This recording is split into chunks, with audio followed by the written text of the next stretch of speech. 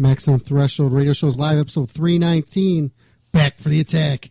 Automatic defense procedures initiated. What we've got here is maximum voltage, maximum power, maximum carnage. This is Maximum Threshold. Call the show at 440-709-4977. Maximum Threshold. And here's your hosts, Dom. He's unstable, or possibly worse. And Michael. He's actually quite smart. He just makes errors of judgment along the way.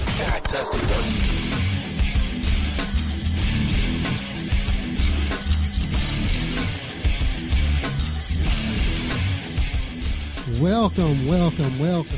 Oh, nice. I'd like to thank everybody for tuning into the Maximum Threshold Radio Show. Take two. Big shout out to Liquid Fuzz, or whatever the hell they were called. Liquid Fuse. Liquid Fuse. Yeah, we just got off the We just phone. did an interview for nobody. That was a special treat for the people tuning in live. Liquid Fuse was awesome, man. Hey, if you guys had anybody, any of your friends record it, shoot it over to me so we can plug it into this next portion of the show. I think my volume went down. Oh, the phone's ringing. Wait a minute. Maximum Threshold, you're on the air. Hello. Hello. Jason Newsted calling. Hey, Jason, what's going on, man? All right, man. Cool. I'm glad we got you on. We had a bunch of technical difficulties, and we just got our show back on the line here. But, hey, man, it's an honor and a pleasure to have you on our show here. Okay, you all good to go over there? Yes. Oh, yes. Yeah, we're rolling. Okay, cool. Jason. Well, I'm glad you were able to hook it up, man. Oh, thanks, man. Thanks again, man. I appreciate it. Well, it's been a lot of requests for stuff from around the globe, so I'm glad that you were able to get your way in there. Nice. Good deal. I'm going to start off by just saying, like I said, it's cool to have you on the show here, man. But it's nice to know somebody who's been in the music industry for years, and I had the opportunity for years, to talk to you and stuff like that, and meet with you overseas. And I'll give you a quick example. I've been wanting to talk to you for years on the air here just to throw this out there. When I was in Sydney, I think it was at the Hordern Pavilion. That was in '89 down there. And it was the first time you guys played there. You were there with Metallica. And I was supposed to get hooked up with Opie. And I don't know what happened to him. He just took off and we were waiting for him. But you came out of the blue, out of nowhere. And I was like, man, we came here from the States and all that to check you out. And you're like, no problem. Here's a pass. You put a pass on me and took me right in there with everybody else there. And we ate and everything. And we had a real cool time there. Good. I'm glad, dude. That's right on. I love hearing them stories, and I'm glad you have it to tell. That's awesome. Yeah, and as long as you feed Dom, he'll love you forever. That's right. Right, so I made a friend. All right, that was fairly easy. I can do that. So, I know you've been out of Metallica for quite some time. So we want to focus. Just long enough, bro. Just long enough. We want to focus on your newer stuff, but I just want to say there were 3 albums that turned me into a metalhead. There was Slayer, South of Heaven, Anthrax, I believe it was Among the Living, and Metallica, Garage Days. So you're partially responsible for me being a devil worshipping, animal sacrificing, kicking old ladies, dirty son of a bitch, and I want to thank you for turning me into that. Wow. Okay. That's an influence.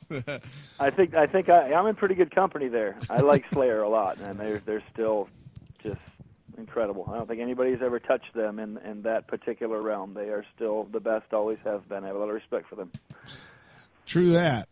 Hey, we got to listen to a couple of your songs earlier this week and last week. We listened to Godsmack earlier today, and what did we listen to last week? Soldierhead, of course. Soldierhead last week, and I want to say I am impressed. So then I asked Dominic, because I'm not really hip on what's going on with the band. I said, so what's Jason doing in the band? Is he playing bass or what's going on? And he's like, he's playing bass and singing. I'm like, damn, that was his voice? That was damn good. Yeah, I've been working on it. It's a new voice, really, for me. I've been working on it for quite a while. I did the stuff for so long. I still can do it. It's not that tough, but that's not what I want to do anymore.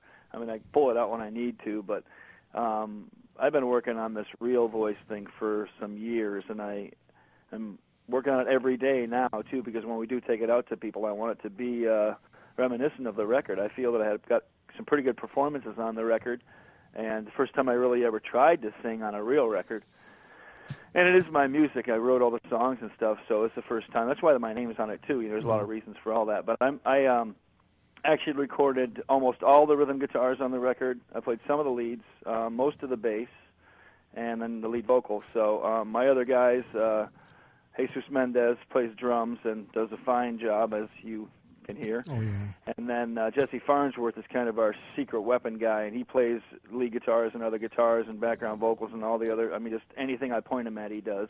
So between the three of us, we were able to nail down what you're hearing now. We've been playing about 5 years together to get it to where we're melding like that, and these songs are about 6 months old. Well, that song that Godsnake reminded me of, and I'm not trying to pigeonhole you into a style, but it reminded me of some people would call doom style metal. Not the other song. Yeah, I've heard that. I've heard somebody say that too, and I don't really, subgenre and these kind of things. I'm not too keen on that type of stuff, and I wouldn't be able to help you with categorizing them. I know what thrash metal is. I know what heavy metal is. Yeah. So I kind of do that, and well, doom is like trouble. Pigeonholing would be that would take a little doing. I feel, considering the albums that I've recorded on in my career, it would take quite a bit of doing to pigeonhole me. But that's true. What I'm doing now is what I do best. This is what I spent the most time at. This kind of old school metal. I can only be old school because I am, dude. That's it. A lot of people want to be old school, but you only can if you are. Well, I liked your Flotsam and Jetsam that's stuff. What you're hearing. I liked your Flotsam and Jetsam stuff. I have it on cassette. Yeah, thank you. That's how old I am. I have it on cassette. Flotsam is the real deal, man. They got a new record out too. Yeah. So if anybody get out there and give them some love. Yeah, we had them on a couple weeks, about a month ago. You were working with them, right? You wrote a few of them songs. Yeah, I even donated to their Kickstarter. Oh yeah, yeah, cool. So we had them on like a month ago, but so about what's going on with Newsted? Now I know you got the EP out. Is there any plans to tour? Is there plans to expand on it, or are you doing a promotion thing right now? What's going on with that? All of those things are yes. We have a lot in the works right now. I do have a grand plan, and we recorded 11 songs together. We did them in about 14 days' time, and from top to bottom, which I think in this day and age is pretty impressive. And to start to work this first EP, it's #1 on iTunes Metal Charts this week, and its debut week. Should be. And we did that with the 4-man crew out of my garage versus all the other whoever they happen to be. We passed Bieber on the overall charts a couple days ago with our metal record. So that kind of we're very proud of what we're doing with our little noise here. There's a lot of offers coming in for tour stuff. We have the 11 songs in the box, and we're releasing them in batches. This first batch is the metal EP that you're hearing now, that you're sharing. We got a next chunk, going to be another handful of songs. Then we got one after that, another handful of songs. At the end of that, those 3 EPs will culminate to make the LP, which will come out on vinyl with proper artwork and all that stuff. Oh, awesome. All of the music will be available in all formats ultimately. The EPs are always available exclusively on iTunes first for the send-off of each record, and then it'll be followed up by physical CDs and vinyl that'll be available from newstedheavymetal.com, and then depending on what happens with record stores and these things, but we will always have it available from our garage and our site and our shows. So it's going to be in any format. Anybody wants to hear it, it will be that ultimately. So if I wanted to pick it up on 8-track, it'll eventually be on 8-track? Well, you know what? You caught me in my statement, didn't you? Yes. Yes, 8-track. The answer is yes. You know what? I'm not going to mess around. I'm bringing a reel-to-reel, and I'm going to come and wrap it around your neck, and then that's going to be that, and you're going to be, dude, all formats. And in the middle of the song, it'll be like, click, click, click, click, click, click, click. Nice. What happened? No. Yes, so the main formats that anybody's digging it on now between vinyl, CD, and MP3 or whatever that is these days it'll be there for everybody. Well, That's vinyl is my making goal. a- I'm learning a lot about this technology stuff, man. I'm having to harness this, and it's working real well for me, actually. Vinyl is making a huge comeback. It really is. Yep, you really can't beat it. You really can't, man. For us that are purists in that, and we dig our old music and blues music and all those things where all of our music came from, if you like that stuff, vinyl has to play a part in your life. Oh, I have some of the vinyl artwork, because they got the frames now that you can put the albums in, and that's what I do. Yeah. So, Jason, let me ask you a question. When you left Metallica, where was like almost every major band that was going through lineup changes? Did all kinds of different major acts contact you? I mean, I know you played with Ozzy and Voivod for a while, but did Dave Mustaine contact you when they needed a new bass player and stuff like that? The answer to that question is no. But the answer to the first questions were yes. There were a lot of bands reaching out, a lot of performers in different styles. I pick and choose. I do what I want to, when I want to, and that's what I've been able to work out over time. And so I pick and choose the ones that I want to experience to make myself a more rounded player, or people that I just out of labor of love, or somebody that I look up to as my heroes become my peers. Those type of things. They get a call from Tony Iommi a couple of years ago to come and play on that Who Cares record. Are you kidding me, man? Are you kidding me? The dude from Black Sabbath calls and asks me to play a geezer part for the guy that taught me to play. Come and take his place for a little bit and play a song with me, mate. Are you kidding me, man? That kind of stuff comes out. I'm there. I didn't say when. I said what time. There's no, it's just, that's all there is to that. So there's been some that are pretty wishy-washy. That I just kind of said thanks, but no thanks. There's a couple that were so much money that I could not pass it up because I want to make like Rockstar Supernova. I was going to ask you about Hollywood network television thing, right? Which I learned a lot from, dude. I learned exactly what not to do. But I was there for half of the year down in Hollywood and making a serious wage, and I was able to help my nephews and nieces go through college and everything with that money I made from that. So self-explanatory. Yeah. But there's a lot of other cool things that I have got to do, and the Echo Brain thing was labor of love because I respect the musicians. Voivod was labor of love because I have always looked up to those guys, and I learned more from them than probably any other musicians. Then I've done things, there's a couple, I don't even know if I told people, maybe 2 or 3 people in interviews. I've done a lot of interviews, but I did a song with Tina Turner in 2004 or 5. I did, Government Mule. I played with DJ Shadow, record with Sepultura, record with, all kind. I put a bunch of different records through since between 2000 and 2010. So I really spread myself out and try to play with a lot of different styles. So if I see you on Dancing with the Stars, I know it's for the money for sure then. If you see me on Dancing with the Stars, you better come and hit me in the neck as hard as you can, open hand, dude, because I don't, no, don't, what? Don't, no. So, no, look, hey, let's make sure we get some perspective on this, okay? I still got to play my Sadowski as loud as I wanted to with Tommy Lee on drums. All right, that rhythm section was wicked. I don't care if you like Motley or you like what you like. You could not beat that. When we got bombastic and we got ugly, the two of us, it was cool. It made it worth my while to go down there and play in Hollywood and live in L.A. for a while. That's what made it worth my while. So make no mistake about that. The wage was good, but I'm proud of the bass that went on the record. I played 5-string bass all over that record and did it pretty well. And the experience with Tommy, and that was fantastic. With Butch Walker, producer guy, learning from him was cool. I don't take any of that stuff for granted, man. Being around Zakk Wylde or Warren Haynes or James Hetfield to learn from, dude, I don't take that lightly. Cool. Very cool. I'm a big fan of a lot of Butch Walker's, more of his solo stuff. So yeah, I would imagine there's a lot to learn. So talented, bro. Yeah, that was pretty. That was kind of weird because I actually watched that show because I was not only a fan of you when you were in Metallica and I followed your solo career, but I was also a fan of Gilby Clarke and of Tommy Lee and Motley Crue and a huge fan of Butch Walker. Butch Walker's on one show, he disappears, and then I think they should have chose Delana though. or however you say her Me name. too. That I think that would have been that could have been something kind of something. Could have been a lot more interesting than the other guy. Not to take anything away from the other guy, but Right, he was good and everything, but was kind of predictable. Delana was very talented, and it was through and through. Both of them were through and through, but it would have been, I think, a little more unique with Delana, actually, a little more innovative.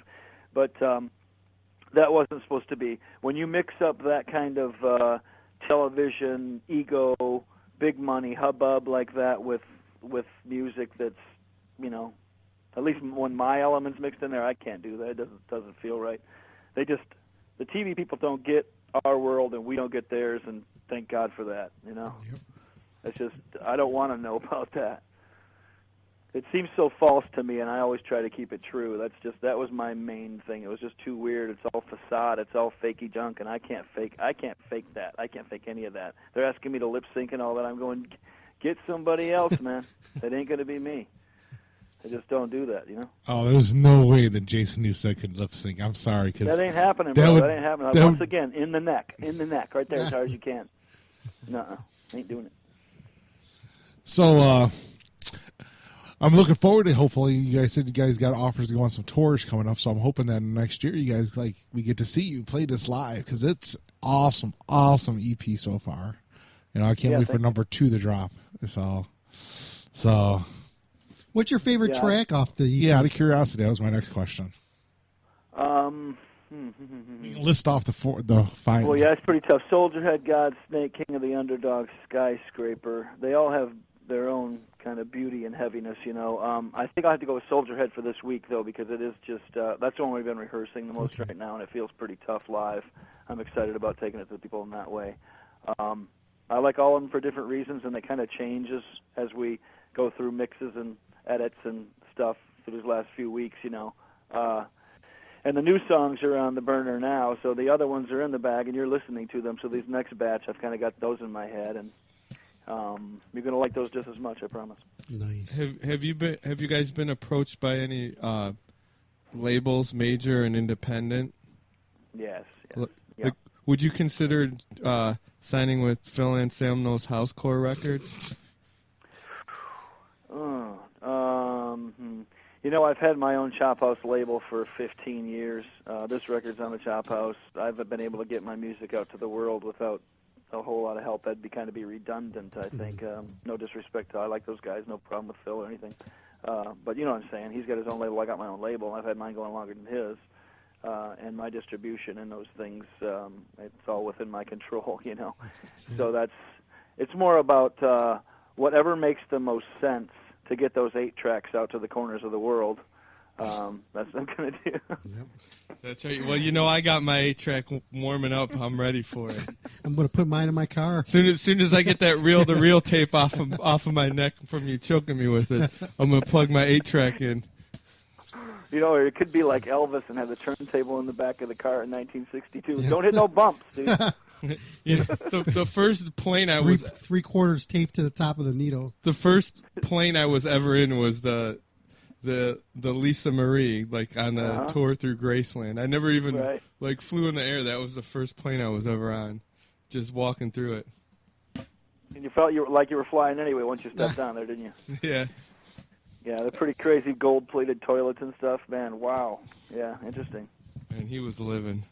So since we know that you lived back in Hollywood, LA for 6 months to do the show, where's your home base now? Where are you, you don't have to get the exact, San Francisco? San Francisco's been my home base since I joined Metallica. And I probably always will be. So you grew to love the city, huh?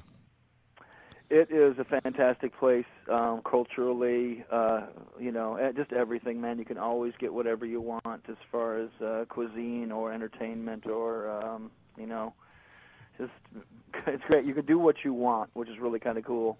Not as many people tell each other what not to do and all that. I like that. I'm not telling anybody what not to do, and I don't like them to tell me. So I dig it in that way. Out of curiosity, have you ever gone? I mean, it's not a musical question, but you ever gone and checked out those giant redwoods that are outside of San Francisco? From what I've absolutely, yeah, sure.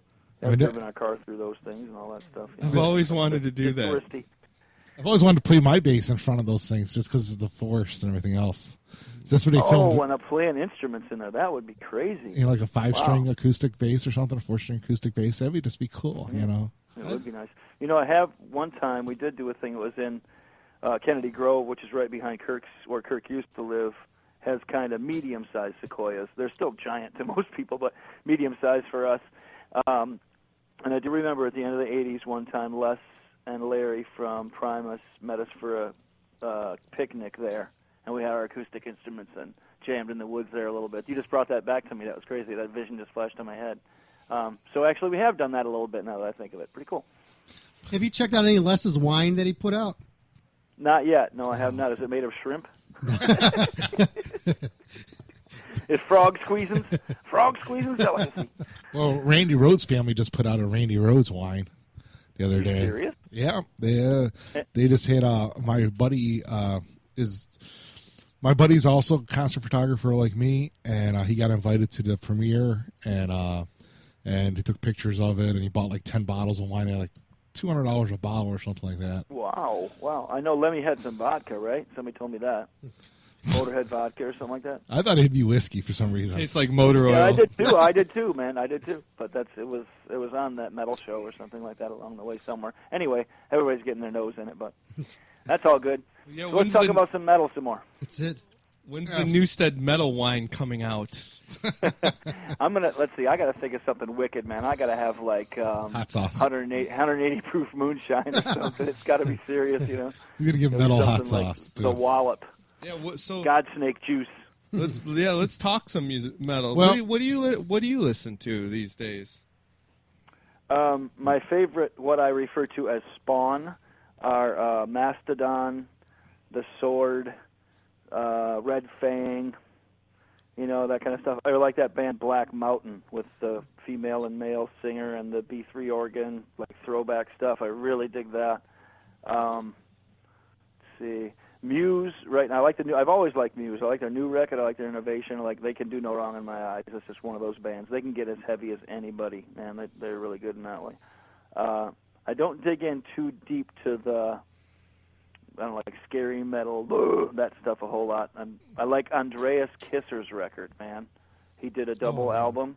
I still have that it's probably 2 years old, and I got still that. in my shuffle. It never left. I got to pull that back out. I have that. That's a good one. We had him on a show right when that dropped, and I was like, damn, that was good. I think we talked to him from Brazil or something like that. Man, but yeah. Graveyard, man. I love Graveyard. Nice. I like that stony metal stuff, man, you know? I really do. I like the straight-up thrash, and I like the stony metal. Stony metal, man. Earth and Grave, then. Earth and Grave? Yeah, out of Chicago. Cool, I'll check it. Please, I'm always open, man. I'm always open to anybody turning me on to some stuff. It's the bass player from Trouble. Oh, really? And they have a. Good for him. They have a. They even have a violinist on it. I always felt he was pretty uncat. He had a real Cliff vibe to him. I liked it. It was good. When he used to play Rickenbacker and stuff. Yeah. Pretty cool. Yeah, that's a Ron Holzner, man. Yeah, that's right. Yeah. Oh, yeah, right. Yep. Good for him, man. Ron's a good guy. He used to hang around the camp quite a bit. Him and James are pretty tight. So that's good, man. I'm glad to hear that. So they got voted best band in Chicago last year. So great. Fantastic. Well, if you talk to him, tell him, hey, man, that's cool. And you know Chicago is a tough metal town as far as that goes. You know, no one just gets it. You know, they have to earn it. Yeah, I do know that, as a matter of fact. Yes, I do. Yeah, you would. So I've heard that before, yeah. Well, I know that we don't want to talk too much about the Metallica past, but I got to give my own little Metallica speech. I got to go see the Master Puppets tour, and I went to school the next day with a bunch of shirts from that tour, and everybody made fun of me, said we'd never even heard of that band before. And then, you know, the next record I dropped was the 595 EP, which I had to get the shirt, and I had to get the album, because I had the album for that. And people are like, oh, who's that? I don't know who they are. And then, you know, like a year or two later, you know. You had some really wimpy friends. I know. Damn. I went to a wimpy school. They just made fun of you anyways. It doesn't. Who's he kidding? Anyways. So then you know, Injustice came out. And of course, then everybody's like, I've loved them for years. I'm like, you assholes. Thanks. Take away my band. It was my band that I've discovered. Of course.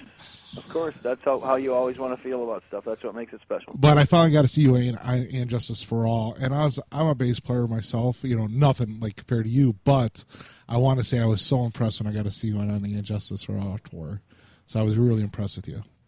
Good on, thank you. That was the world was whirling around quite a bit at that point. We were on the serious upward trajectory at quite a rate. We were working really hard, and people were paying attention. Exactly, kind of what you just explained from your own world's, your own circle's perspective.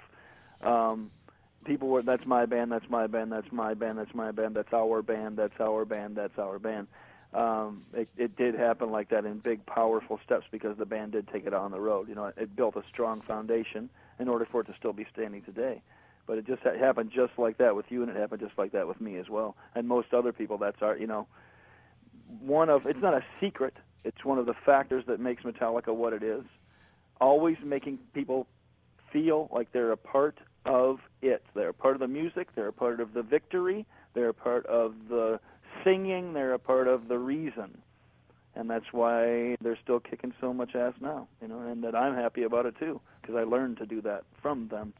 Well, maybe that's why I liked your new album so much, because I got into the music, I got into the singing. I'm like, cool, I can see me singing this at a concert, going along with the vocals. So it was pretty funny, because I go on Facebook, like I was saying, and I talk to the kids all the time. I talk to the fans, the people and stuff, and the kid will come on and go, I'm not sure about this, man. It kind of sucks because, man, it sounds just like Metallica. I'm like, duh. I mean, what? Really? That's crazy. How'd that happen? What the hell are you talking about? Going up to Tony Iommi says, man, it sounds like Black Sabbath. I like it, but it sounds like Black Sabbath. What is it supposed to sound like? I mean, Chili Peppers, dude? What is it supposed to sound like? Seriously. It's supposed to sound like Metallica, you freaking idiot. God. Jesus Christ. I remember one of the cool things about seeing you is when you were at the Rock and Roll Hall of Fame, and when you got to be on the stage there with the band, that really made the whole night such a special event. It's not just so seeing Metallica getting inducted to Rock Hall, but seeing you be a part of it, and you just threw it all out and just let it rip, and that was just a great experience to being a fan of yours. Yeah, it was. Thank you, man, and I'm glad you felt it that way too, because I really did. And it was an incredible victory for me. I felt so victorious that night. And also, it was a resolution. It was a resolve. It was a chapter being finished in a beautiful manner. That's all. I hadn't seen the guys for a long time, and I'd seen them one-on-one at, I see Lars at the System of a Down show, and I'd see Kirk come to my art show or whatever like that, you know what I mean? We'd see each other through time and stuff, but never as a collective like the boys and stuff.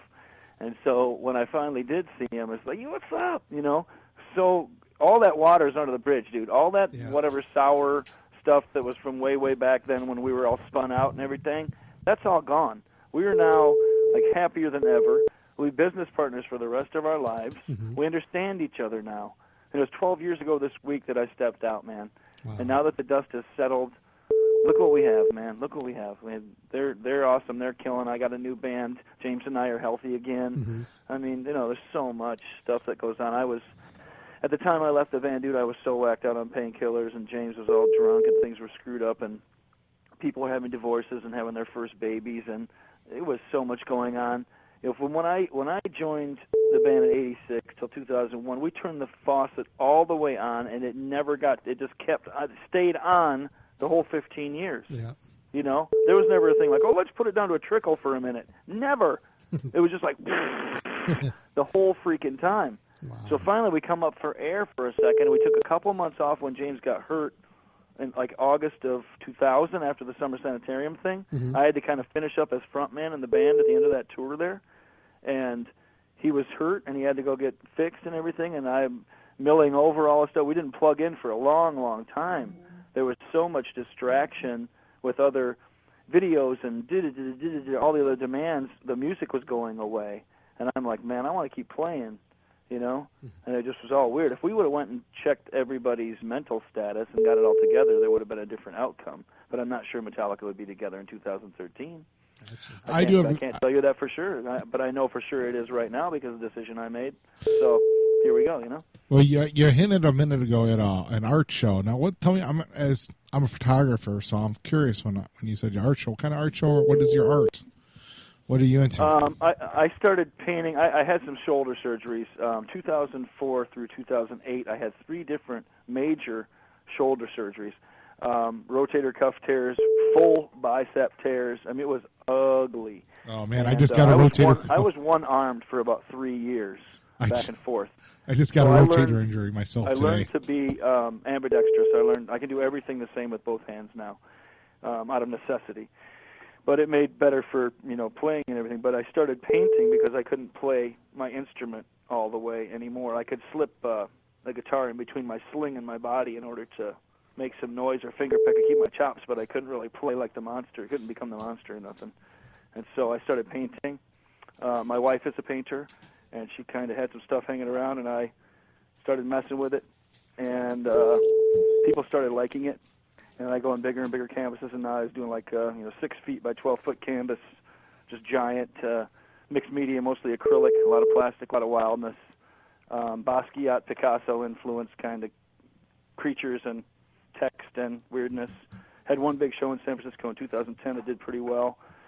Still, I've sold quite a few paintings now, and people give me 10 and 20 grand for a painting, and I have there's a book for sale on newstedheavymetal.com on the web store. There's a program from my art show. If you want to have a look at, there's probably 30 paintings in that book.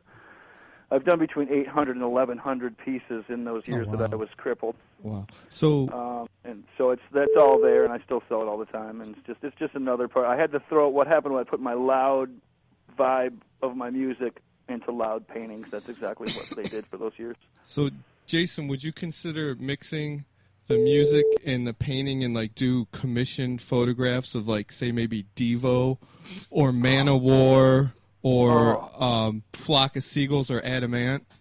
Oh my God, yes. I could mess that up real good. Well, there's no way I could. Would you wear a loincloth while you were painting Man-O-War, though? If that's what it took, yes, I would. Let every note I now play be the black arrow through the heart of false metal. Yes, I would. That would be really fun. And all the designs on the Newsted stuff, those are my designs and stuff too. Pretty much all the artwork and all those things are my initial designs, and I have the guy, Mark DeVito, who's been working for Metallica forever. He's helping me with that stuff. So I do all the initial drawings, and then he follows through with the logos and all the little trickiness. So I am mixing it in that way. I'm doing the artwork for my band also. Nice. You can at least keep it in-house, too. It does help. I learned that, over time here. In Papa Wheelie, Steven did all the art, and that kind of worked out, and I picked up on that. And then, obviously, the big one, Michelle Away from Voivod, has done the artwork for them since the beginning of Man, and so that was always such a big deal. I learned from him. He was doing their, computer graphic album covers in 1984 with a Commodore 64 and stuff. That's how advanced that Syntax. Go 210. Syntax error. I remember that. So, well, that's extremely cool. There's no way I could afford one of your big pictures, but if you ever do anything postage stamp size, I am so in.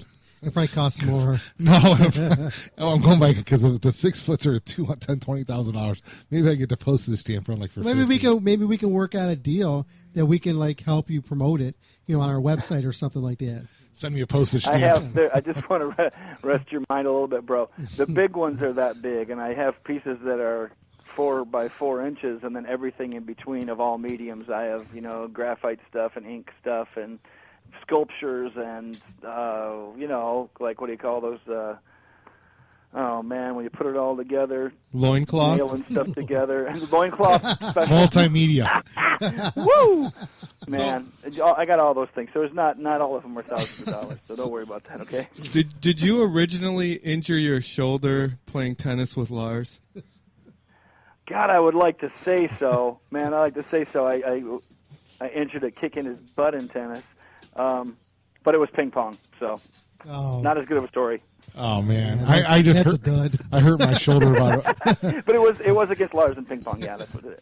I got my shoulder injury about a week ago, so I understand what you're talking about. Yeah, but you get No, from it ain't fun. No, the damn hurt, man. Yeah. I was like, damn, I'm getting old. No, you are. Yeah. I'm not. You are. Oh. Would you? I can't even. Jason, you're only like 3 years older than me. Maybe I'm not sure how old you really are. I'm Okay, 41. you want to have a race, man? I'm 41, and you kick my ass. I guarantee you. I'm going to be 50 in 2 months. So anytime you want to race bikes or any of that, you let me know, dude. I'm ready. Let's Let me go. race. That's it. Let's race big wheels for one of your paintings. Yeah, that's right. Oh, big Okay, wheels all would right. be- You're okay. Now we're getting somewhere. I'm gonna wear a you've Man got- of War. Now you've got my loincloth. attention. Dave will race you how fast you can eat a McChicken. And the loser has to shave Paul Stanley's chest. Oh man, any Has clippers to working? or gets to? Well, either way, but Rodrigo will be there. Oh shit. Yep, you probably will. Is the chest thing a wig too? It's an implant. I think they shave it once in a while and put it on Gene's head. It might be Chia Pet. I don't know. a chia chest. Chia Chest, dude. We are in business. Look at us go. it. Well, if Fire you them join, off. if you Look at ever that. join, Man, we're an if you incredible ever, team. if you ever join Kiss, then I definitely know it's worth the money. Who It's worth money. I love this. That's good, dude. You're good, man. Thank you. Have you ever gone to Paul Stanley's art galleries, and has he ever gone to yours? No diss, man. You know, like he's one of my heroes and everything too. And if it wasn't for them, I wouldn't have played and all that stuff. But no, man. If I name one of my paintings Autumn Harvest, you can hit me in the neck for the third time. How's that? Did you say Autumn Harvest? I did. So basically, what you're saying is, as much as you love Kiss's music, Paul Stanley's artwork looks like rainbow-colored diarrhea on a canvas. Wow, that was some sick paraphrasing considering what I said. Well, you said Autumn Take a Harvest. little liberty there, my man. It's a metaphor. You know, It's theater of everybody's the mind. entitled to their opinion. Let's get. I think we should get back here to. Music. Let's drop Oh, his We're website. having so much fun. Yeah, What's that was- that all Well, about? as long as we do it, let's at least drop his website. How's that? Okay. So people can. Yes, let's do that. Let's do a couple of things and tell the people where they can talk to me because I am having so much fun talking to the people. Okay. Can I do that? Yeah, Sure. absolutely.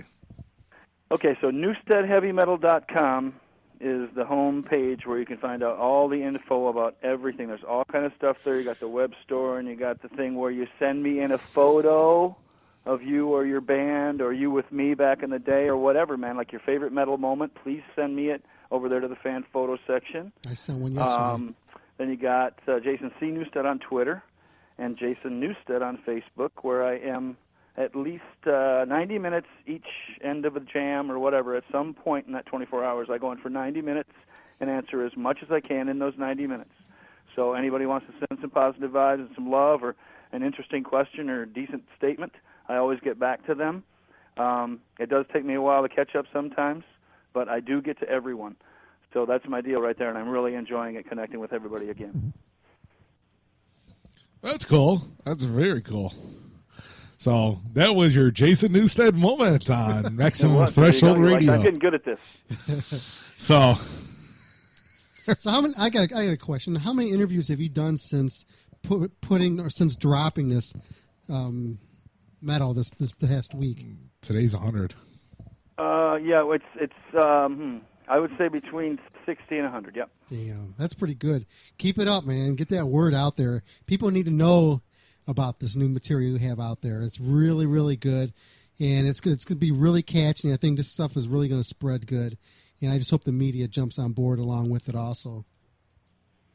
Thank you very much for those compliments, and I appreciate your help too, man.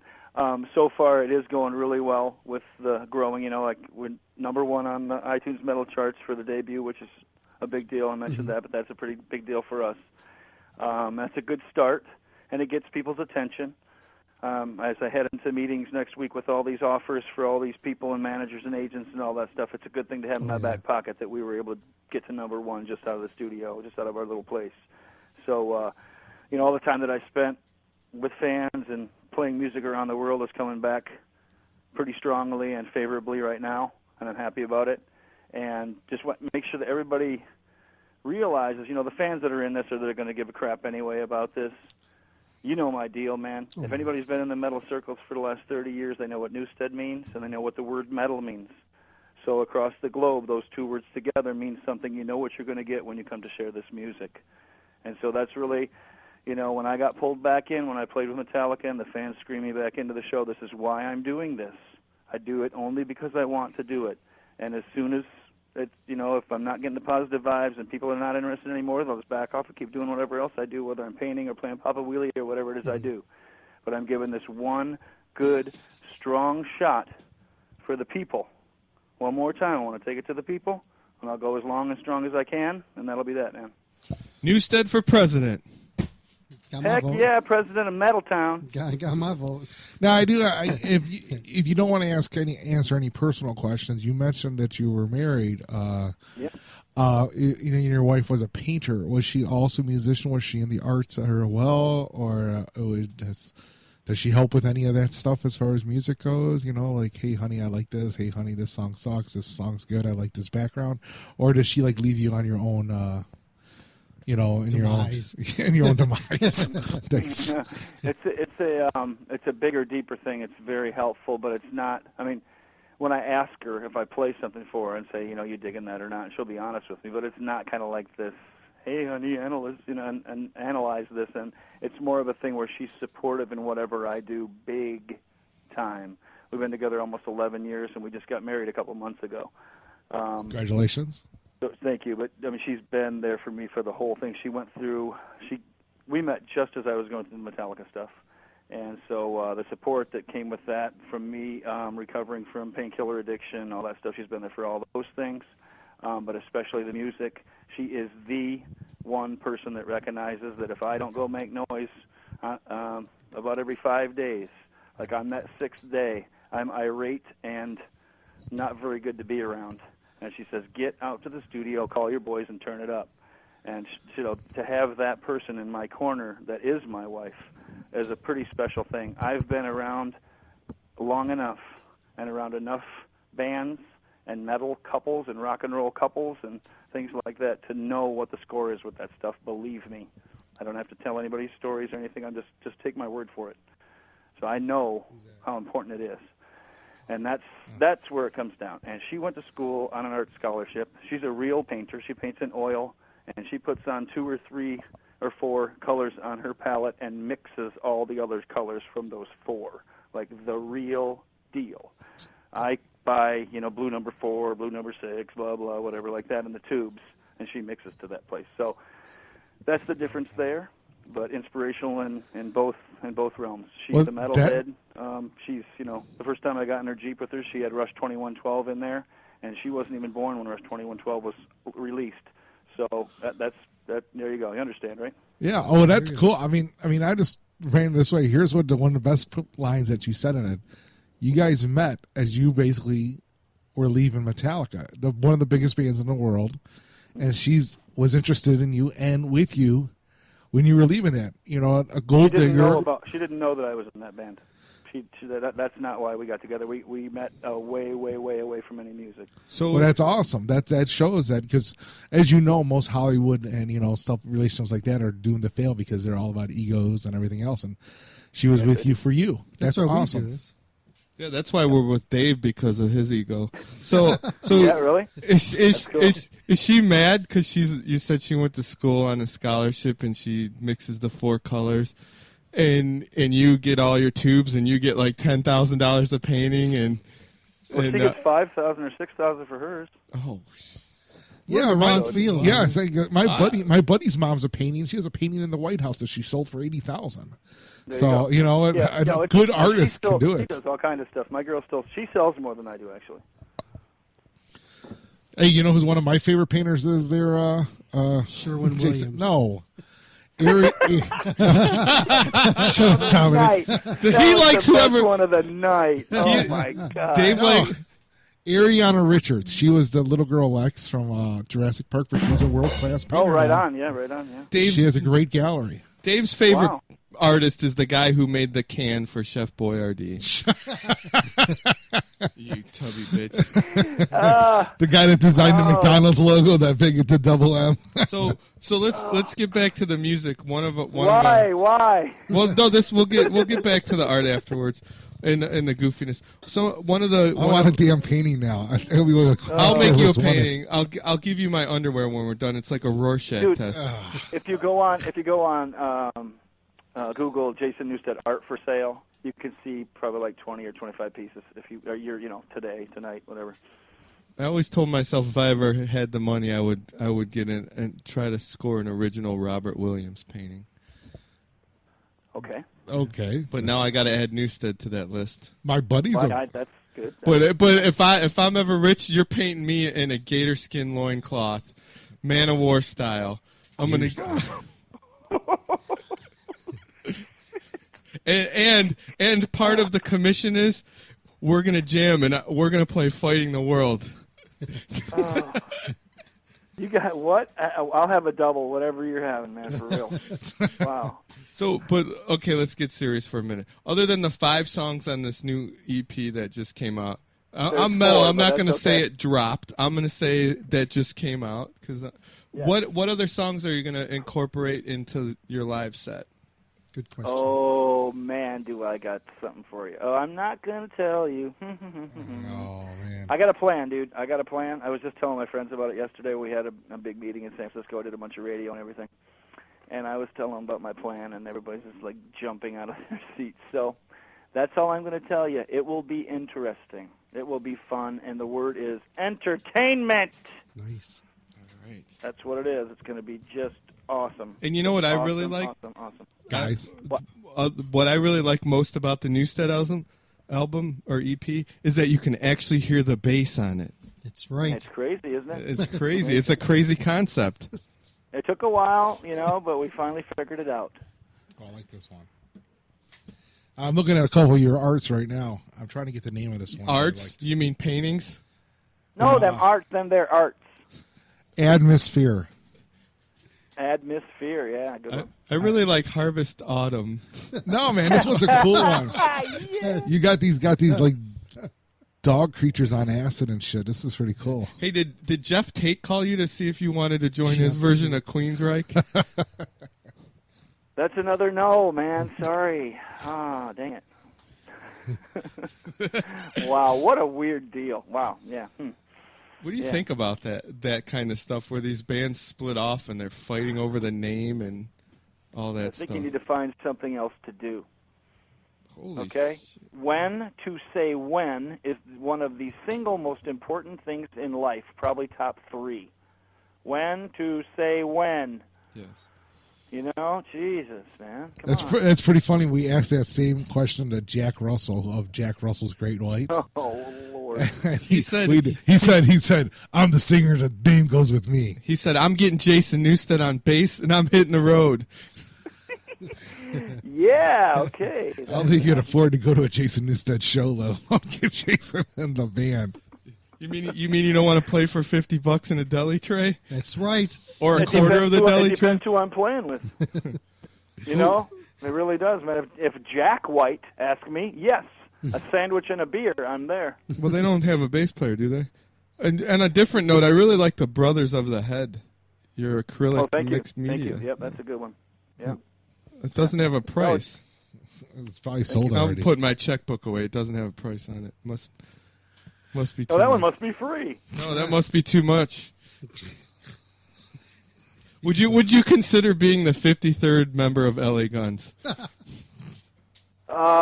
Geez. What instrument am I playing? You can play anything. And The you can play the kazoo. triangle. If it's either the triangle or as I get to do my scissor solo, then I'm in there. On a funny note, On a funny note, like we're not sitting here cracking up. Wait, Dave's about to make it unfunny. Go ahead, Dave. no. You guys have never even heard of scissor solo. You're sitting over there acting like, oh yeah, scissor solo. Heard a bunch of those. No, You don't know what I'm talking about. intrigued. I'll go ahead. I'll listen to it. I listen to everything. No, when the scissors, when you go like that and they come back, they go shuka, shuka, right? Mm-hmm. So if you get good enough at it, and you put a wah-wah pedal on it, you'd be amazed. Now you know you got to do that on stage. Scissor solo. I've seen scissor fights. I've never seen a scissor solo. It's very similar, except I'm the only one getting bloody, and it's just me in the fight. I do want to see that. I was waiting for Dave's big funny moment, and then I was going to ask about the scissor solo. I screwed them all up. Sorry. Yeah. Well, now they're going to see like doing things on TV. Like, hi, I'm Jason Newsted, and I use such and such brand scissors. Yeah. If you need the scissors, they're not safety scissors, are they? Safe. No, nothing. Scissors. No, nothing is safe. Nope. So what bass are you using nowadays, out of curiosity? Same. Sadowski is my deal, man. I have for how many ever years now. That's my thing. I still, in the studio, I use some old Fenders and stuff to get that, the boomy boom. But as far as live or any kind of thing, it's been Sadowski for about 20 years now. Wow. Do they have a Jason Newsted model out for you, or I don't know? They do, but it's not a signature thing, and I don't put my name on it, and I don't take any of their money or nothing like that. The kids come in and say, I like the one that Jason has, and he makes that one for them. That's it. Oh, that's cool. I pay for all my basses. I pay for all my stuff. I get strings for free because I go through so many. But other than that, I pretty much pay for my stuff. Well, that's cool. I didn't know bass players change their strings. Are you serious, man? I thought they just boiled them and put them back on or something. Well, that's what you do in the beginning, yeah, because they're $35 or $50 a set or whatever they are. Yeah, that's what you do in the beginning. But once you get to play with the big boys, then you change strings on 6 or 8 instruments a night. Damn. How many of those like how many of those basses do you have? 15. Oh my God. But that's what it takes. By the time the road gets going and you have an A system and a B system and all that, and you have to have 6 on each show, and there's backups for tunings and all that, that really isn't that many. In the application of real-world application, having to have tools to work with, that's not that many. So, not to get too serious and not to dwell on the Metallica thing, but when you guys were in the van and on the bus together, who had the worst gas out of the 4 of you? Hatfield. No, dude, he's the meat eater. He's like bear killer. Come on. Doesn't take much to figure that out. And Kirk is vegetarian. James eats only meat. Hello. So which one? What's going to happen? Which one of you guys was most likely to take a dump on the tour bus? Cliff, from what I hear. Okay, they're about to what I hear is he was the master of the towel method before there was a towel method. So that's all I'm going to leave that there. All right, we got a question for you. So which? just jump right over. I want to know about the towel method before I ask that, because I got a good idea what that is. Let people's mind run with that. I'm not explaining it. Let them Google it. Is that kind of like putting a grocery bag inside of an empty 12-pack and dumping it and hotboxing it out the window? Very similar. You are inventive, aren't you? That's good. Wow. I've had like Mission Impossible shits. I've had to go in people's shoes. I mean, but I know you're not supposed to go in the tour bus. That's good. Good thing you paid for all that college and stuff. I tell you. So, since we're talking about Metallica, let's give a spectrum of all the bands you've been in: Voivod, Flotsam and Jetsam, Newsted, Echo Get into it. Voivod, Echo Brain, don't forget Papa Ozzy. Wheelie. Which guy in any of those bands is most likely to sleep with a post-op tranny? You are. Well, you're really thinking you're gonna get away with some stuff here right now. We ask everybody this. We actually ask every major. We ask everybody this, so we don't want you. Are you serious? Yeah, yes. I don't want you to feel elitist, so I have to ask you. Oh no, well, I definitely don't want that. I don't need any help with that. I think. Wow, you really asked that to everybody. I am getting more and more impressed with your deal every second. I could tell you what in general, band members usually will give up their drummer. And when I asked that question to Steve Vai, he said it was Frank Zappa's band. It's just the band, yeah. Everybody. We're talking to hands passable. up, guys. Everybody's hands up. We're talking let's see, so what's the passable. question? Tranny what again? Post-op tranny. Post-op, passable, like small hands, no Adam's apple, kind of like sexy little girl ass. But they find out that she used to be a dude, and they still went ahead and banged her. Who would that be? Jeez. I mean, she could be hot too. Well, you know what? I am going to have to give. Now, I don't know about nowadays, but I'm going to have to give up a 1992 gin and tonic filled Lars Ulrich. You made my night. Yeah. But you understand. I mean, I had to make a little precision there. Yes. You get that right. We have to make sure we're in the right area, the right era, the right region, and the right intoxication. Before he became a When rock. all those things come together, it can be magic. It was post-mullet. Post-mullet, post-GNT. Hey, he never had a mullet. From my understanding, you know what? Newsted never had a mullet. I'm talking about Lars. I was going to say, but No, I Newsted- shaved off my mullet option, on the side. Yeah. There's not going to be a mullet coming from that. Not going to happen. You know what's funny? My little sister, when she was younger, looked just like you. My little sister looked just like Jason Newsted. I swear to God, same color hair, same. Tell her I'm curl. sorry. Yeah, I'm not taking anything away from your suave and debonair looks, but on a little 13-year-old girl, it just wasn't working. Not is that the hair color you wanted? No, okay. Hey, I tell you one thing. What James is, not James, but Jason is accredited with. He is accredited with from taking, and I saw this in several books that he's credited with taking Metallica to the next level to turn them from like the blue jeans look to the black look. The black shirts, the black, the rock star look. So that's what I've read about you a lot. Really? Yeah, they say that is one I have not heard. They're saying because you came in, okay, and you had this whole thing, like that this is what rock stars are supposed to look like, not just like the jean jackets and crap. Dude, like are you that. sniffing glue over there? Have you heard anything he said? I am. No, I'm talking about Dave. I am too, though, because I picked the wrong week to stop sniffing glue. I got to stay on it right now. This is really important. Dude, I don't think Jason said anything rock star other than he gets $10,000 for his paintings. No, he never said. And how is that rock star when I work hard on my paintings and people like them and give me money? What are you talking about? That's artist, man. That's Van Gogh, dude. I don't. Well, that's crazy, man. I didn't set the price. They came and said, "Here, I'll give you this." No, I'm just now? saying you haven't had any rock star trip about you the whole time. No. I'm saying this is what people are saying about him, that he was the one that He took read it. Metallica. You believe everything you read, man? No, that's why I'm asking you. I have the man on the phone. Are you sure you read that right? Because you called him James when you first started. Shut up. Exactly. But it was because back when. Before Jason was in the band, they did the blue jeans and everything else. And then when he came aboard...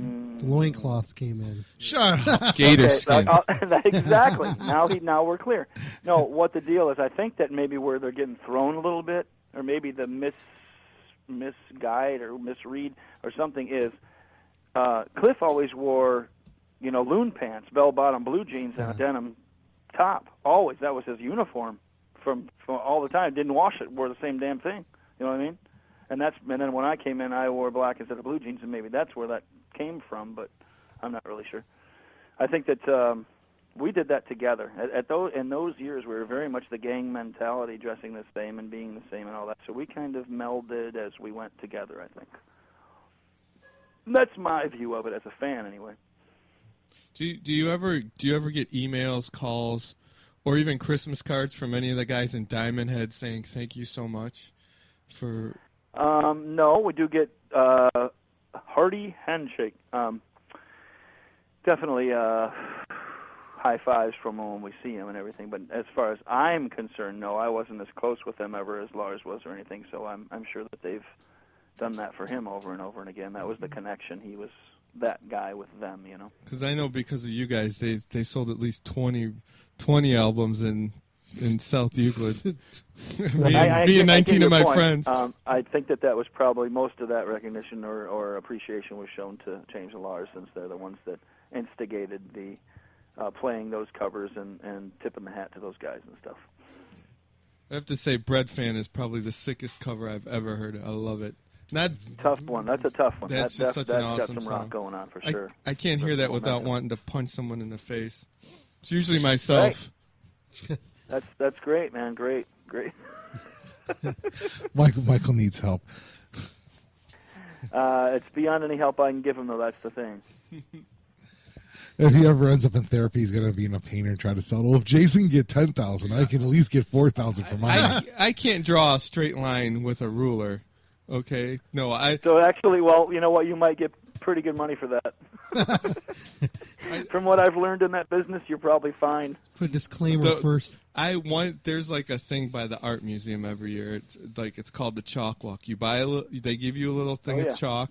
You rent a little square of the sidewalk and you make a painting or a picture, and they all the proceeds go to the art museum, right?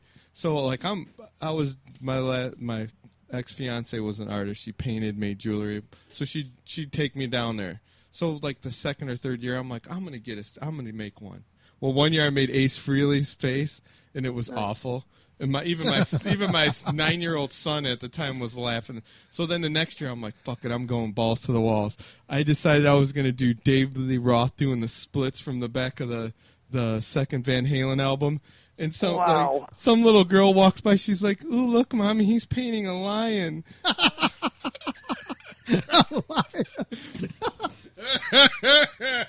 So no, I could never. I have a lot of respect for artists. You know, it doesn't have to be technically like all perfect and stuff to be good. You know, so that's for sure. But that's my point when you first said about the ruler.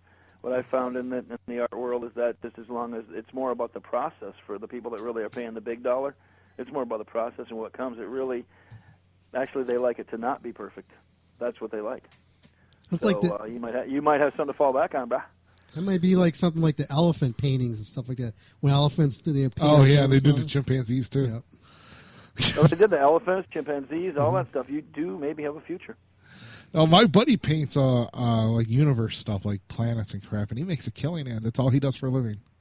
There you go. It can be done if you put all your time into it. I think it can. His mom is the one that's like the painter for the White House and crap too. So, so he grew up with being exposed to that. I've done some artistic spackling.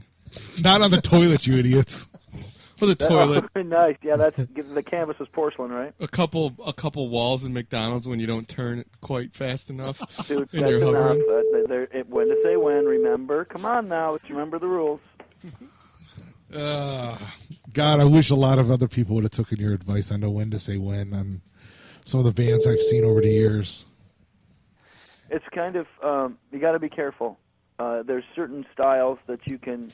if you started playing that style, you can pretty much get away with playing it forever. Muddy Waters can play blues. B.B. King is 80-some years old, and he's still playing the blues because that's what he's done the whole time. He didn't get up and jump around and get crazy and wacky and whatever other things. So that's, kind of depends on what music you choose to go after. You have to be careful. If you're going to go after the style of music that we like or the style of music that I'm playing now anyway, with thrash metal and heavy music and that, you have to keep yourself fit. And if you don't keep yourself fit, then there's no need in going out in front of people.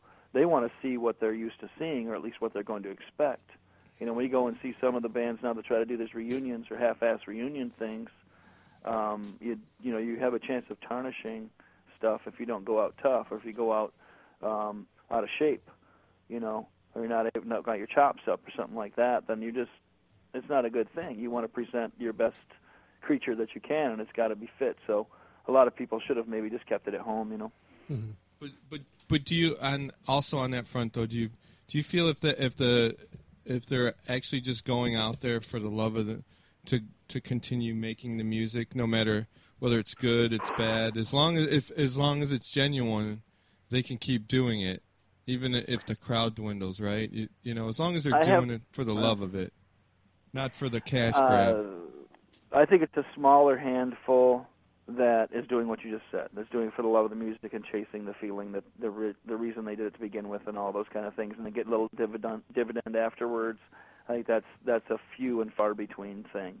The reunions that you see, the majority of them, I'm not going to give a percentage, but the majority of them are for the buck. The people either put all their money up their nose, or they didn't invest it right, or some of those things, I can't figure out people that had a couple of good singles and a couple of good records and they have to go back out or they're painting houses somewhere or something. It doesn't make any sense to me. If you would have invested your money right when the time was right, you wouldn't have to be going out with a ridiculous reunion or grasping at what used to be. So they just got to be really careful with that. Some of them are true, yes, and I have appreciation. Like I always tell, right across the board, man, I'm always going to give everybody the positive vibe first and give them the positive tip first. I'm glad you're out there playing. You felt that feeling once and you want to feel that feeling again. Right on. I know what that's about. God bless you for being out there, okay? I'm with that. That's my first foot forward always. But if you were doing your thing where you used to be a pretty fit cat and you played your guitar right down here, but now you come out in your band and you're playing your guitar horizontally off your belly or whatever, I'm not really with that. I don't think that shows respect to what you used to do or respect to the thing that you played before or the reason that people came to see you. I don't dig that. You're disrespecting what you did. You're just disrespecting yourself. So the people that are doing it for the right reasons, I'm behind them 100%. The people that are doing it just to milk it and make it silly and make it ridiculous and ruin whatever they had, I don't see any light in that. Wow, that was deep. So that means... Come on, I'm not even going to ask it. Never mind. Yes, come on, go with it. So because Leslie West lost all that weight and his guitar's not like he lost his leg too, on dude. that giant belly. Dude, no, Leslie West was never small, bro. No, but he lost a lot of weight. He lost a ton of weight, like not a whole ton, but like a couple 100 pounds probably. And that was before his leg, Dave. He went the other way with it, and that's fine. But he was always big to begin with. I'm talking about what people expect, and when you go to see a certain band that you used to like and you have their records and all that kind of thing, and you pay this certain ways to see their show, but they're just a shadow of their former selves or 6 shadows of their former self, whatever, a bigger shadow of their former self, that I just don't, I'm not sure that's the right thing, that's all. Well, I don't want to point fingers, but I watched that concert, a 12-12-12 concert, the one for the Hurricane, and there was a very classic rock band playing that. I watched their performance, and I really, for the first time in my entire, I gotta say, musical fan career, I guess you'd call it, that I was like, wow, these guys are really getting old. I really don't think they should be up there on stage doing this. Right. Because they look like my fucking grandma. Part of my language, the guy looked like my grandma. You must be talking about Aerosmith. No. Because Steve, I know who he's talking about, and that's that is one of the things you had. Just because one of your guys kept himself totally fit and he's bouncing around and doing all that thing and being silly and barely getting away with it, the other kid. You got to. How much money do you need? I know that thing was. Don't ask Gene. Don't ask Gene Simmons. Doesn't really matter, but I'm talking about in general. You got to keep going around and doing that thing. But in this business, in this world right now, the nostalgia memory money thing is where it's at. That's the only people that are guaranteed to make any money off their records and their tours, really. So that's we got to weigh that out too. If they're still enjoying it and really getting off on it, then I can't tell them not to. That's that's a tough one, man. It's a real tough one. I get your point for sure. But the question that you said is how much money is enough money. Never ask Gene Simmons that question, because I wouldn't even bother. He'd be like all of it. Just silly. God bless him and everything like that for back in the day and everything. But some of those things where you wish you wouldn't have met your heroes. There's a couple vibes like that, and there was a couple times I try to give him the benefit of the doubt too. But a couple of the pretentious things that happened in our acquaintance, it really soured me, man. It's too bad. Oh yeah, so everybody's got their own thing, so whatever. Like I said, I'm a photographer and I do a lot of concerts, do a lot of celebrities and things like that. So I get to meet a lot of my heroes. And you're right though, that whole saying is never meet your heroes because they might just really, really disappoint you. And there's a really sad feeling you get after someone you respected for years, and you finally get to be in their presence, and you get to work with them on a professional level, and they turn out to be an asshole. Yeah, it's kind of a bummer. But then there's the other side of that coin. When you meet somebody that you dug for a long time, and the second time you see them, they call you by your name. It happened with Alice Cooper and Eric Clapton with me, and I'll never forget. I'm telling you right now about it, and it happened 20 years ago. So this kind of stuff like that, when your heroes become your peers and they remember your name, that can be one of the most a feather in your cap kind of vibes ever of all time. Oh, I agree. There's been several times that I've met celebrities, that were heroes of mine, and they were really great. I mean, it was like, wow. Like, I got to meet Sylvester Stallone once, about 14 years ago. I had to photograph him, and he literally was like Rocky in real life. What you thought Rocky would be as a person was what Stallone was like. He wasn't conceited. He wasn't a jerk. He was really friendly, and it was like awesome. I was like, this is great, and then other people have been assholes. Why do you look at me when you say asshole? So, as long as I got you on there, we're going to say, don't forget, if I said this right, newstedmetal.com. Newstedheavymetal.com. Sorry. Okay, Jason C. Newsted on Twitter, Jason Newsted on Facebook. Come and check it out. I appreciate you guys' help. This is fun, man. After doing all those interviews these last couple of days, this has been very refreshing to be able to get loose a little bit, so thanks for that. Okay, we are going to ask you to do a station promo for us, if you don't mind. We'll just state your name. Hold on, I got that. Just let me get your call. I got to write some stuff down so I don't put it on my list over here so I get the letters right and everything. Okay. Okay, go ahead. What's your show or your call? Maximum threshold. That's it. It's Mexican threshold. It's Mexican. Someone called that it that works once. good. That'll work good for that. That's good. That's perfect for me. Okay. Whenever you're ready. And that's all? Do you say your names or anything, or just maximum threshold? Just maximum threshold. Say your name, your list, maximum threshold, blah, blah, blah. And talk about farting on the bus or whatever you want to talk about. Wow. Huh. Are you ready? Yes. What's up, people? You are tuned in to Maximum Threshold. Check it out. It would have been good if you would have said your name. What name? Your name. Oh, any name you want. Take 48. 1, 2. What's up, everybody? Jason Newsted here. You are listening to Maximum Threshold. Perfect. Awesome. Yes, I'm perfect. Yes, you're right. You So are. good. Oh, God. Okay, Jason. Hey, we really thank you for being on the show here and hanging out with us for a good hour and so, man. Really appreciate that. Yes, thank That you. was fun, you guys. So thanks for the help. Oh, Spread the anytime. word for me, and We're if here. we get ourselves out on the road, I'll see you. Sounds good, man. Absolutely. Thanks a lot, Jason. All Bye-bye. right, cheers, guys. Have a care. good one. Bye. There you go. And here you go. This is Soldier Head. This is Newsted. It's off his latest one. So check this out. We'll be back after this. Thanks, Jay, for being on the show.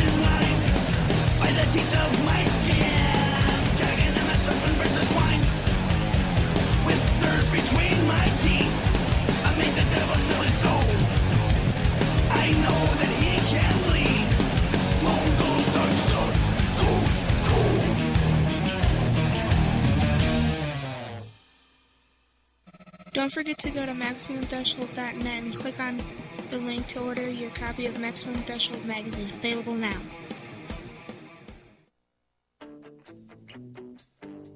Missed the live show? Go to StitcherRadio.com and search Maximum Threshold and listen in today. That's Maximum Threshold and Stitcher Radio, a match made in heaven. You had your chance to check out Blackout. That's Blackout, B-L-A-Q-O-U-T. Blackout began DJing in the southwestern Missouri in early 2012 and began producing his own EDM music about 5 months ago. Recently, he signed with Relentic Records for release in March of 2013. What Blackout says is music is what he loves, and it's always been a huge part of his life. And he makes his music to express himself, to paint his emotions on a field of sound, so to speak. So check out Blackout on Facebook at facebook.com/blackoutdubstep. That's Blackout, B-L-A-Q-O-U-T dubstep. That's facebook.com/blackoutdubstep. Check him out today and make it part of you.